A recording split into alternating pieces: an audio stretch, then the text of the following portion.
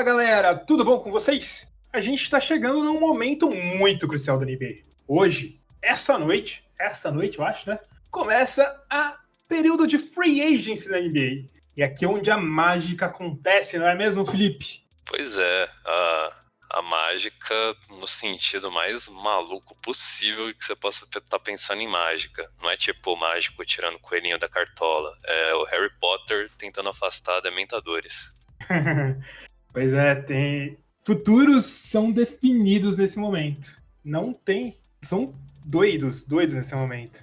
Doidos. Acontece muita coisa nesse momento. Coisas inimagináveis. Tem times que destroem temporadas só pensando nesse momento, né, Felipe?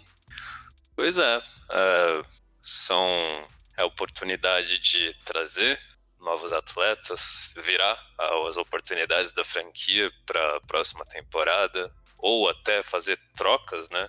Então tem muita coisa para acontecer aí, cara. Exatamente. E, cara, é um período complicado. É um período bem complicado. Período bem complicado e a treta é que é muito difícil de entender, né, Felipe? Pois é, tipo, até para quem acompanha a NBA desde os anos 90, pode até, tipo, não conhecer muito bem esses aspectos, porque realmente as regras financeiras da NBA, elas são bem, assim, complicadas. Tem um nível mais, a gente pode chamar de mais básico, que se dá para entender isso, mas, tipo, tem toda uma questão por trás que é complicada, cara. Exatamente. E a gente vai fazer o que hoje, Felipe? A gente vai tentar explicar isso. Tentar explicar para as pessoas que não entendem o que é a free agency, como funcionam um pouco os salários da NBA e como que você pode entender os contratos. Pois é, para inclusive acompanhar e entender, poxa, mas por que não ofereceram mais ou menos por esse jogador? Ou por que, sei lá, eles não conseguem adicionar mais nenhum outro jogador, sabe? Tipo, para entender realmente como é que os seus times aí, como a NBA toda está se movimentando, para você não começar só, tipo, acompanhar a free agency, mas se preparar para a próxima temporada e acompanhar também os próximos movimentos, porque a free agency acho que é um momento de começo mesmo da temporada, às vezes até mais do que o draft, né? Exatamente. E, cara, é doideira. É coisa que todo mundo precisa saber para saber como que o seu time pode se movimentar nessa free agents, para saber se o time tem chance de se movimentar nessa free agents, porque eu já vi várias vezes as pessoas falando, putz, meu time pode tentar melhorar nessa free agent, mas não tem como às vezes. Então, precisa entender como funciona, para saber se você pode ter mais esperanças nesse ano, né, Felipe? Pois é, cara, pois é. Mas enfim, vamos lá, Felipe. O que é basicamente período de free agency, período de agência livre? A NBA é uma liga que ela tem um controle salarial, ela tem um teto salarial, que é popularmente conhecido como cap space. E o que isso significa? Basicamente, cada time só pode gastar uma certa quantia de salário para os seus jogadores, de acordo com regras pré-estabelecidas. Em teoria, esses salários não podem passar de 109 milhões de dólares nessa temporada. Isso é em teoria, porque a NBA é uma liga de soft cap, ou seja, boa parte dos times passam esses valores e acabam pegando multas. A partir de um certo valor ultrapassado, o time tem que pagar, para cada dólar em salário gasto, outro dólar de multa, por exemplo. E por isso, muitos times acabam ultrapassando para montar times competitivos e muitos outros têm medo de ultrapassar, porque são mercados pequenos e isso pode foder eles financeiramente. Desculpe pelo palavrão, mas pode ferrar eles financeiramente, né, Felipe? Exato. Lembrando, tem também essa questão de soft ou hard cap, né? O que a gente quer dizer com isso? Quando a gente fala que uma liga tem um soft cap, é porque realmente, tipo, apesar de ter um teto salarial, existem essas outras metodologias, como são o caso das multas, para que os times possam superar isso ou até ficar mais abaixo disso, que é uma possibilidade. O hard cap, ele oferece menos possibilidades ainda, então, tipo, você tem que ficar dentro daquele escopo, perto daquilo. E a NBA, ela tem uma série de regras que possibilita você passar ou sair ou ficar com menos, mas não é a liga com mais soft cap que a gente pode dizer. Por exemplo, o beisebol, é muito mais flexível com as regras salariais e as ofertas e até inclusive os anos de contrato que eles oferecem a um jogador. Mas tem toda essa questão em cima do teto salarial e também acho bacana salientar também a maneira como o teto salarial é definida, né? Porque isso não é algo arbitrário. Tipo, a NBA não chega lá e fala, não, é 109 milhões. Isso é definido através de algo que eles chamam de Collective Bargaining Agreement, que é o acordo coletivo de barganha, que é feito entre a NBA, que tem a figura do seu comissário lá, mas é organizada e tem nos seus comitês os donos dos times, quem realmente injeta grana nesses times, e a associação de jogadores. Então eles entram num acordo coletivo para definir o salary cap com base em lucro, em investimentos, em direitos de transmissão, acordos de direitos de transmissão que eles fazem, que a liga faz com emissoras. Então, é por isso que em alguns momentos, por exemplo, principalmente no período após esses acordos com as emissoras, o salary cap pode acabar tendo uma subida imensa, como aconteceu há poucos anos atrás, né? E por isso que, nesse momento, tava todo mundo com medo de ter uma queda imensa no salary cap, porque a liga teve perdas por causa do período da pandemia, que não teve jogos que foram em períodos que a NBA não gera tanta audiência, que não teve presença de torcida, então teve uma queda no faturamento. Mas ele se manteve o mesmo. Isso, a NBA ela tinha uma expectativa que não foi concluída, ficou abaixo em 1,5 bilhão, só para ter ideia, por conta desses 4 meses de ato que teve por conta da pandemia de Covid-19. E também, o próprio fato de realmente não ter torcida ainda nos ginásios, o que principalmente para times populares, acaba, injetando muita grana no circuito da NBA, mas, como o Heitor falou, o salário de 109 milhões foi mantido. Isso mesmo, Felipe, isso mesmo. Bom, como a gente falou, existem algumas formas que você consegue passar esse salary cap, né, Felipe? Exato. Existem os momentos em que se vai renovar, né, os contratos dos jogadores, que você tem algumas regras que você pode recorrer, que a gente chama de Bird Rule, né, também, e tem algumas outras possibilidades. Quando você vai adicionar também um jogador via draft, você pode ultrapassar esse valor. E através de algumas outras exceções que o time acaba conseguindo durante o ano, que são as chamadas trade exceptions, né? Quais que são as trade exceptions, Heitor? As trade exceptions, elas funcionam dessa forma. Imagina que você tem um jogador que ele custe 17 milhões. Você envia para um time e recebe em troca outro jogador que custe 2 milhões. Então, teve um gap de diferença desses 2 contratos, né? Dessa forma, o que acontece? Você ganha uma exceção de, caso no futuro você queira trocar algum jogador, você possa trocá-lo por 15 milhões a mais do que você tenha nesse salário. Isso serve como, por exemplo, o Golden State Warriors, que vai acabar de usar a sua trade exception para pegar o Kelly Oubre, que era uma trade exception que veio na troca que levou o Andre Iguodala para o Memphis Grizzlies, e eles receberam basicamente quase nada, então tinha 17 milhões de contrato disponível. E esses 17 milhões eles vão usar para absorver o salário do Kelly Oubre Jr., Felipe. E além das trade exceptions, né, tem algumas outras exceptions que são para contratos, né, de jogadores que estão na famosa agência livre, né? Exatamente. A gente tem basicamente 2 tipos de exception para contratos, para você pegar jogadores que não têm contrato disponível. A mais famosa é a Mid-Level Exception, Felipe. A Mid-Level Exception permite, para certas regras, que você tenha e você possa assinar jogadores por certos salários pré-definidos. Por exemplo, se você ainda não entrou na Luxury Tax, que é quando você ultrapassa a sua multa contratual, quando você entra na parte do seu cap que recebe multa contratual, você recebe uma mid-level exception de mais ou menos 9 milhões. Para quem entrou na Luxury Tax, você recebe uma mid-level de mais ou menos 5 milhões e tem uma outra de 4 milhões para quem ultrapassou esses 2 valores. Além dela, tem a Biennial Exception, Felipe, que é uma exception que é distribuída pela NBA a cada 2 anos para os seus times. e ela é em torno da casa dos 3 milhões. Deu pra entender, mais ou menos? É meio confuso, mas tentei fazer o melhor. Deu sim, Heitor.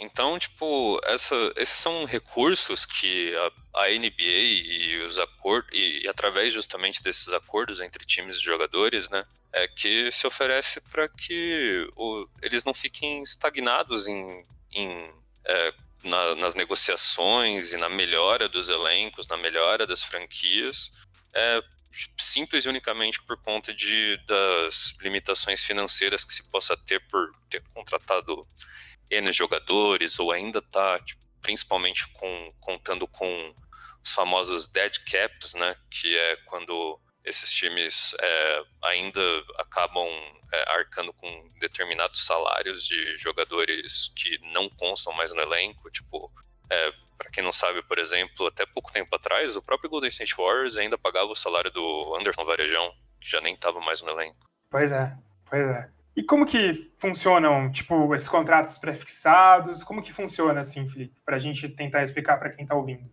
Então, eles são assinados a partir de um monte de regra bem detalhada e tem durações pré-estabelecidas, né? Durante todo esse período pré-estabelecido, o contrato ele é propriedade do time em que esse jogador assinou. Ele só pode sair de lá através dos acordos com os times ou também via trocas, né? Então, essas trocas em gerais, elas são decididas pelos times envolvidos. Mesmo que os jogadores também possam dar os seus pitacos e manifestarem suas insatisfações, o que pode também, mas prioritariamente os times que decidem, e até aconteceu um caso inusitado aí recentemente, que é o do Bogdan Bogdanovic, né, que disse que não sabia que estava envolvido em uma troca pro Milwaukee Bucks com o Kings e, tipo, a arbitrariedade dos times em não colocar os jogadores nessa participação pode gerar esse tipo de atrito que pode deixar a vida curta dos jogadores, inclusive para o time para o qual ele está indo, né? Para você receber um jogador, tem duas formas que você consegue receber. Ou o salário de todas as peças envolvidas com o contrato na troca tem que bater com o valor salarial, tirando o caso das trade exceptions. Ou o time que tem um contrato maior, que vai receber o contrato maior, na verdade, tem que ter espaço na sua folha salarial para absorver esse contrato. Por exemplo, suponha que eu vou trocar com você, Felipe. Eu te mando um jogador de 30 milhões e você me manda um jogador de 12 milhões. Se você tem 30 milhões no cap, sobrando... Ou, na verdade, se você tem 18 milhões no cap, que é 30 menos 12, você pode receber o contrato que eu tô te mandando. Se não, os salários têm que bater, tirando as exceptions, tem que dar exatamente os mesmos, né, Felipe? Exatamente. Isso acontece para justamente não ocorrer trocas muito injustas, né? Principalmente com times querendo não só absorver grandes estrelas, que pode acontecer com times que tem um mercado muito grande, querendo absorver um grande jogador que foi draftado por um time que não tem um mercado muito grande, tem um mercado pequeno, por exemplo, ou simplesmente outro time que quer, tipo, ter um jogador que já não vale mais o tanto quanto, já não contribui mais com os números, o tanto que ele pagou no passado, ofereceu de contrato no passado, e ele quer fazer um chamado salary dump, né, que é simplesmente jogar ele pro outro lado, tipo, para limitar essas opções, tipo, coisas desse tipo ainda podem acontecer, mas essas regras que envolvem os salários nas trocas é o que tentam manter as coisas mais justas, né? Exatamente, exatamente. Então, a gente falou dos contratos, mas eles têm uma duração pré-estabelecida, que normalmente são um número de temporadas, e sempre chega um período do ano que vários contratos se encerram e que jogadores podem mudar de time, que é o período que a gente está agora, Felipe, que é o famigerado período da agência livre. Mas tem diferença entre os agentes livres, né, Felipe? Pois é, tem os famosos não, porque talvez o pessoal não conheça a terminologia, mas existem os agentes livres restritos e os irrestritos. Os restritos, eles são aqueles que podem receber ofertas de qualquer time, sem qualquer distinção. Quer dizer, com a distinção das regras salariais, mas tipo, se o time puder oferecer, ele pode simplesmente se reunir e oferecer vários níveis de contrato, inclusive de diferentes valores. Só que esses times dos quais eles estão vindo, eles têm uma oportunidade de bater esses contratos, chegar aos mesmos termos de contrato, inclusive na duração. E também, mesmo se houver vários outros envolvidos. Então, é justamente para a gente volta àquela questão dos times com um mercado menor. Quando eles draftam um jogador e esse jogador começa a estourar, coisa do tipo, o recurso que ele tem normalmente para fazer esses jogadores ficar são as vantagens financeiras e os salários, e principalmente esses salários restritos, para que eles tenham a oportunidade de equiparar e, de alguma maneira, manter suas principais jovens estrelas para, quem sabe, né, as coisas eles conseguirem evoluir o próprio tamanho de mercado deles. Normalmente, esses agentes restritos, como falou, são os rookies, e a gente tem também os veteranos de 3 anos da liga ou menos. Um desses exemplos que o Felipe citou foi o Bogdanovic, que está no impasse no Bucks, se ele vai para um lugar ou não vai, o Bucks e o Kings. Mas a gente tem também o Brandon Ingram, que nesse momento ele é um agente restrito do New Orleans Pelicans. Os times que não querem que esses jogadores fiquem no time, nem pelo valor mínimo, que é uma chamada qualifying offer, podem transformar esses jogadores em agentes livres e restritos. Porque existe uma coisa, se o time quer manter esse jogador como agente livre e restrito, ele tem que fazer uma qualifying offer que garante que se esse jogador não receber nenhum salário, nenhuma proposta, ele volta para o time de origem, recebendo um salário pré-determinado. Ou seja, se você, nem por esse salário eu quero que ele fique no meu time. Eu quero liberar cap spaces sem dor de cabeça. Então você não faz essa qualifying offer. A gente tem um exemplo também que é o Kings, que decidiu não fazer isso com o Harry Giles. Harry Giles virou um agente livre e restrito, né? E a gente entra nos agentes livres e restritos, né, Felipe? Como que são os agentes livres e restritos? Então, esses são os caras que, basicamente, eles podem assinar com qualquer time que eles tiverem interesse, sem qualquer uma dessas limitações de o seu time de origem poder mantê-lo de alguma forma ou ter alguns mecanismos melhores, assim. Entretanto, na verdade, existem alguns mecanismos que envolvem, tipo, Bird Accept, a Bird Rule, que o time pode superar em um determinado valor a oferta, mas essencialmente eles podem assinar com qualquer time sem muitas restrições.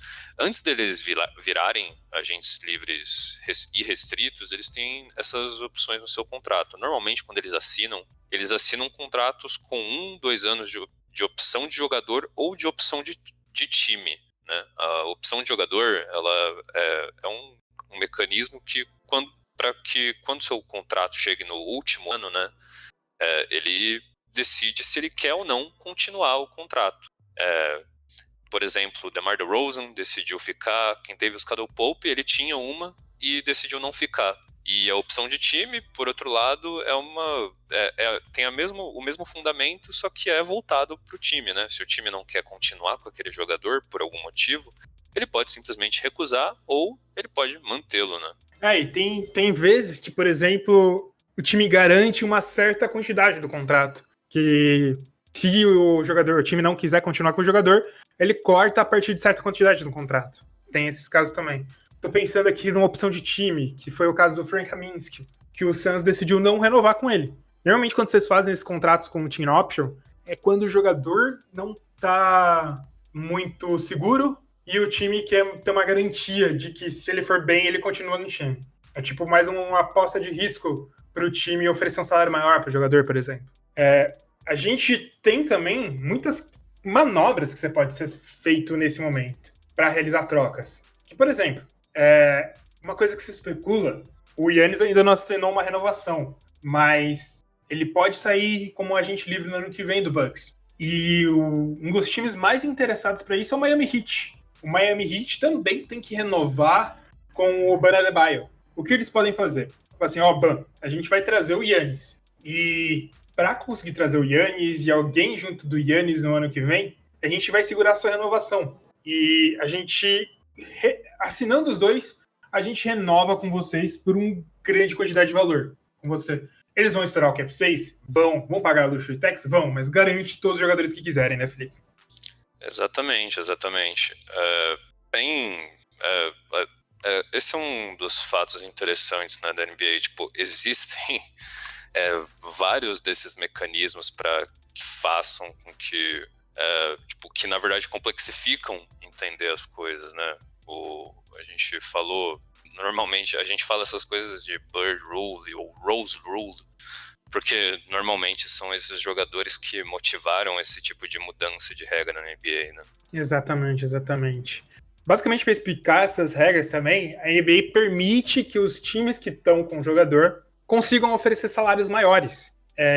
E às vezes até se ele assina a extensão um ano antes de acabar o contrato, o salário pode ser maior ainda. Isso faz com que os times de origem consigam oferecer vantagens, mesmo estando em mercados pequenos. Que, por exemplo, se o Giannis Antetokounmpo decidir sair do Milwaukee Bucks, o Bucks vai conseguir... Aí ele vai receber provavelmente um salário menor do que receberia no Bucks. Não é isso mesmo, Felipe? Isso aí.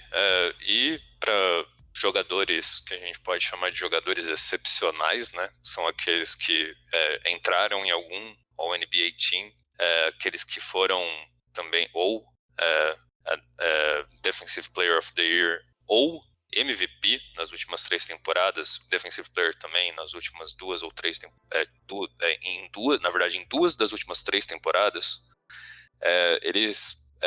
existe a possibilidade que eles recebam um salário máximo maior do que o máximo habitual, que normalmente é em torno de 25%, se eu não estou enganado, e se eles forem realmente, tipo, tiverem tido essas conquistas nas suas carreiras em 2 das últimas 3 temporadas, eles podem conseguir o que se chama de Supermax, né? Que é entre 30% a 35% do salary cap de um time, a equivalência do salário. Exatamente, exatamente.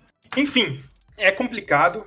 Eu acho que a gente tem toda uma explanada maior do que como funciona isso, mas é complicado. E esse draft, esse free agency vai ser uma free agency muito complicada.